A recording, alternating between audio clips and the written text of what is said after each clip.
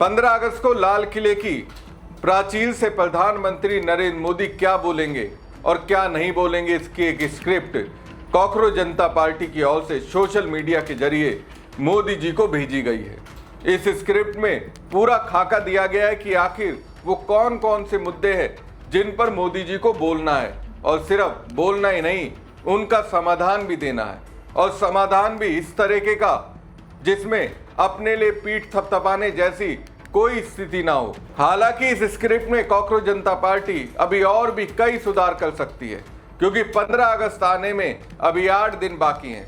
तो इस स्क्रिप्ट में ऐसी क्या बात कही गई है जो प्रधानमंत्री नरेंद्र मोदी ने पिछले 12 सालों में नहीं की। नमस्कार दोस्तों, मैं हूं प्रवीण सानी। दोस्तों, पिछले 12 सालों में प्रधानमंत्री मोदी ने लाल किले की प्राचीर से जनता के बीच क्या क्या बातें रखी, एक बार आप सोशल मीडिया पर जाइए, गूगल पर सर्च कीजिए या यूट्यूब पर जाकर देखिए।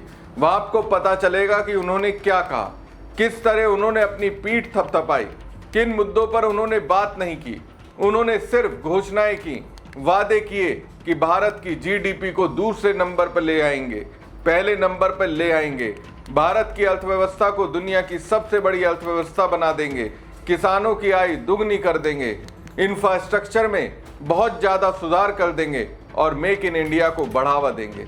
लेकिन वास्तव में भारत में क्या हो रहा है, ये आपके सामने है। मेक इन इंडिया में मेड इन चाइना की घुसपैठ है। छोटे छोटे कल पुर्जों का है लगभग 90% हिस्सा आज भी हम चीन से आयात कर रहे हैं। किसानों की समस्या तो आप लोग जानते ही होंगे। पिछले 12 सालों में किसानों ने एमएसपी की मांग को लेकर ना जाने कितनी बार प्रदर्शन किया। सरकार ने आश्वासन तो दिया, लेकिन उसका कोई ठोस समाधान नहीं दिया गया।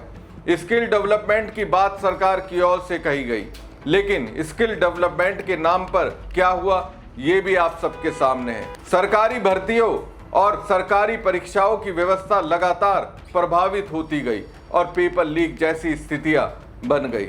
जो छात्र डॉक्टर, इंजीनियर या अन्य पेशेवर बनने के लिए ईमानदारी से परीक्षाएं देते थे, उन परीक्षाओं में भी कहीं ना कहीं पेपर लीक माफिया का दबदबा बढ़ गया। और ये सब पिछले 12 सालों में इसी सरकार के दौरान हुआ। मैं पिछली सरकारों से तुलना नहीं कर रहा हूँ, लेकिन इस सरकार ने इसी आधार पर लोगों से वोट मांगा था कि हम पूरी व्यवस्था को सुधार देंगे। लेकिन 12 सालों में कितना सुधार हुआ, ये सब आपके सामने है। जो चीज 12 साल पहले 10 रुपए में मिलती थी, आज वही 40 से 50 रुपए की हो गई।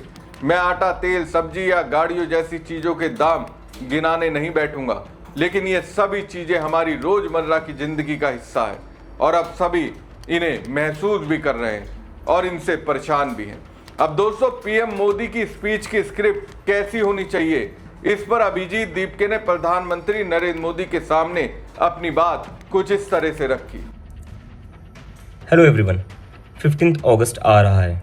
हर इंडिपेंडेंस डे को हमारे प्राइम मिनिस्टर रेड फोर्ट से भाषण करते हैं। तो इस बार हम चाहते हैं कि प्राइम मिनिस्टर का जो स्पीच है वो जेनजी के लिए हो, यूथ के लिए हो। प्राइम मिनिस्टर नरेंद्र मोदी अपनी स्पीच में इस बार 15 अगस्त को बताए कि वो जेनजी के लिए क्या कर रहे हैं, यूथ के लिए क्या कर रहे हैं और कैसे वो इनको एक बेटर फ्यूचर प्रोवाइड कर सकते हैं। और मैं आप लोगों से भी रिक्वेस्ट करता हूँ कि अगले एक हफ्ते तक प्लीज़ आप सभी लोग प्राइम मिनिस्टर से रिक्वेस्ट करिए कि इस बार उनकी जो स्पीच है वो आप लोगों के लिए होनी चाहिए, यानी कि जेनजी के लिए होनी चाहिए, यूथ के लिए होनी चाहिए। Thank you. अब दोस्तों, कॉकरोच जनता पार्टी के संस्थापक अभिजीत दीपके कुछ वैसा ही कर रहे हैं जैसा उन्होंने पेपर लीक और धर्मेंद्र प्रधान के खिलाफ अभियान छेड़ते हुए किया था। अब वो पीएम मोदी के पीछे भी ठीक उसी तरह से पड़े हैं। वो सवाल नहीं कर रहे, बल्कि रिक्वेस्ट के साथ पीएम मोदी को आदेश दे रहे हैं। उस प्रधानमंत्री से आग्रह कर रहे हैं जो सिर्फ अपने मन की बात सुनाते हैं। दूसरों की मन की बात मुझे नहीं लगता कि वो सुनते होंगे। दीपके क्या कहते हैं, इस बार हम चाहते हैं कि प्रधानमंत्री का भाषण जेनजी और युवाओं के लिए हो। दीपके के पास ये कॉन्फिडेंस जंतर मंतर पर हुए प्रदर्शन के बाद आया।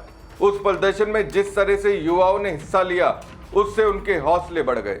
तभी तो वो कह रहे हैं इस बार 15 अगस्त के अपने भाषण में प्रधानमंत्री नरेंद्र मोदी बताएं कि वो जेनजी और युवाओं के लिए क्या कर रहे हैं और उन्हें बेहतर भविष्य कैसे देंगे।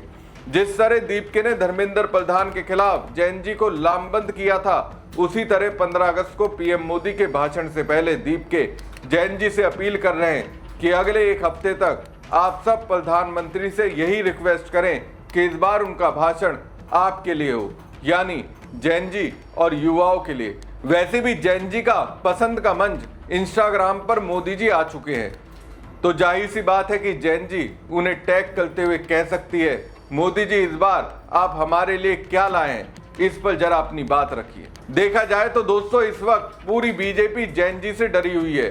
मोदी जी इंस्टाग्राम पर चले गए हैं, आरएसएस प्रमुख उनसे सीधा संवाद कर रहे हैं। हालांकि मोहन भागवत की ओर से जैन जी और जैन अल्फा से संवाद करने का जो प्रयास किया गया, उसके बाद भी जैन जी खुश नहीं है। कैसा लगा मोहन भागवत जी इनके साथ जो संवाद हुआ है उस बारे में आप क्या कहना चाहोगे?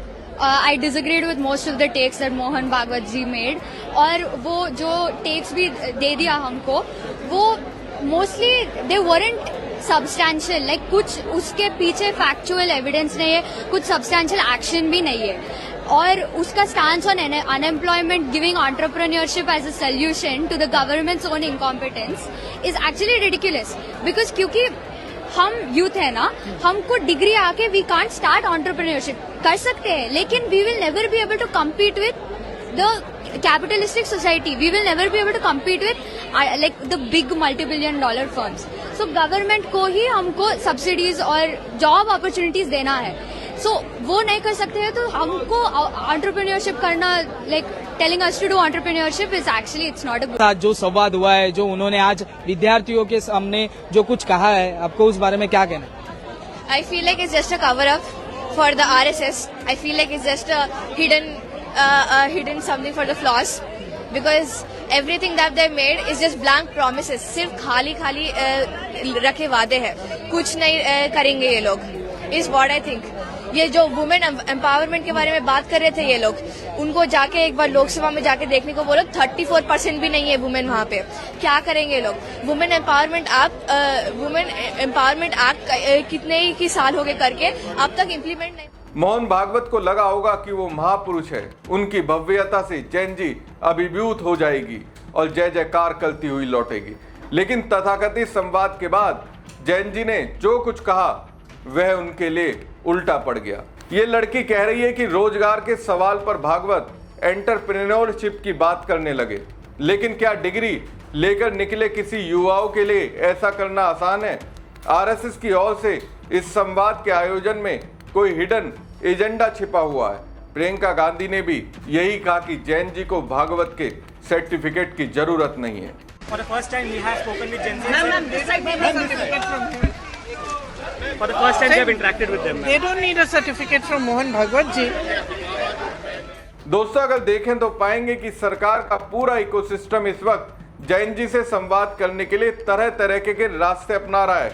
बीजेपी शासित राज्यों के मुख्यमंत्री भी इसमें शामिल हैं, लेकिन सवाल वही है, संवाद के लिए सबसे पहले जरूरी होता है कि नीयत में ईमानदारी हो, और जब ईमानदारी होती है तो फिर जैन जी ही क्यों, हर कोई उस पर विश्वास करता है। फिलहाल देखने वाली बात यह है कि अभिजीत की ओर से मोदी जी को दी गई स्क्रिप्ट को जैन जी का कितना बड़ा वर्ग समर्थन देता है, और सबसे बड़ा सवाल यह है कि क्या खुद पीएम मोदी दीपके की इस स्क्रिप्ट को लाल किले की प्राचीर से पढ़ते हैं या नहीं।